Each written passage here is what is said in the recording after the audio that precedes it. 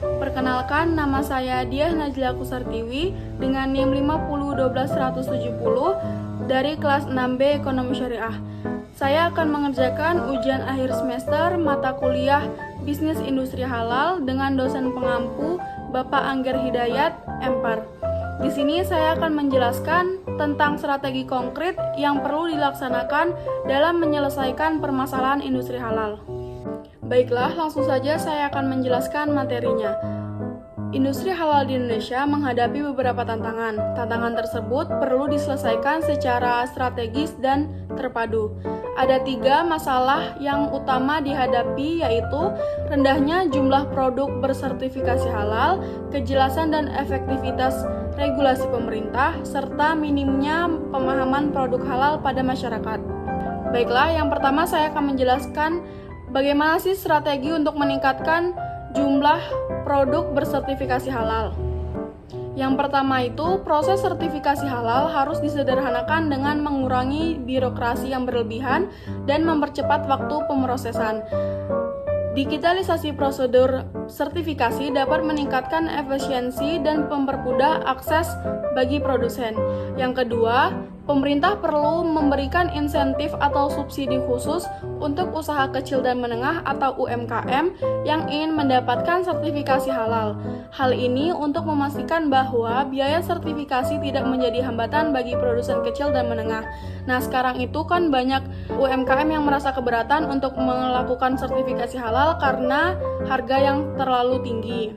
Selanjutnya, yang ketiga, mengadakan pelatihan dan seminar bagi produsen tentang pentingnya sertifikasi halal dan cara memenuhi persyaratan sertifikasi. Nah, ini tuh sangat penting karena bisa mengedukasi para produsen untuk melakukan sertifikasi halal pada produknya. Selanjutnya, yang kedua, kejelasan dan efektivitas regulasi pemerintah.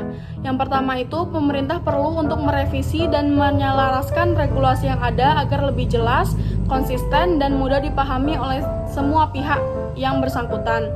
Yang kedua yaitu, pemerintah perlu untuk meningkatkan transparansi dalam proses sertifikasi dan pengawasan dengan melibatkan pihak ketiga yang independen, serta sistem pelaporan yang terbuka dan dapat diakses oleh publik. Hal ini sangat penting karena masyarakat bisa mengetahui bagaimana proses untuk sertifikasi itu.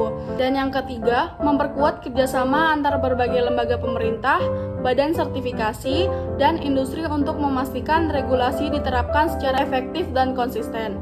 Kolaborasi ini dapat mencakup pembentukan forum komunitas untuk membahas perkembangan dan tantangan yang dihadapi. Selanjutnya, yang ketiga, strategi untuk meningkatkan pemahaman produk halal pada masyarakat. Yang pertama, melaksanakan kampanye edukasi yang intensif untuk meningkatkan kesadaran masyarakat tentang pentingnya produk halal.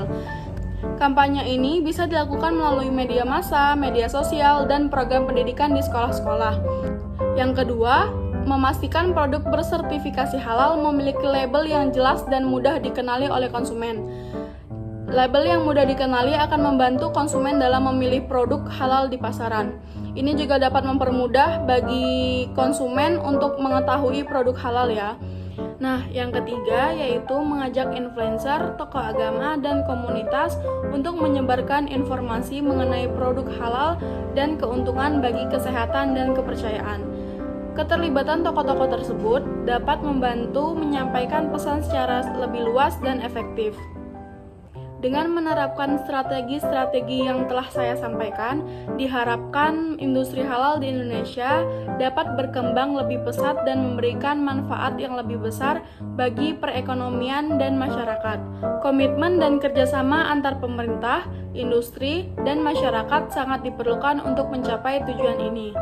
Berikut materi yang dapat saya sampaikan. Maaf jika ada salah kata dan kekurangan dalam materinya. Saya mohon maaf. Saya akhiri. Wassalamualaikum warahmatullahi wabarakatuh.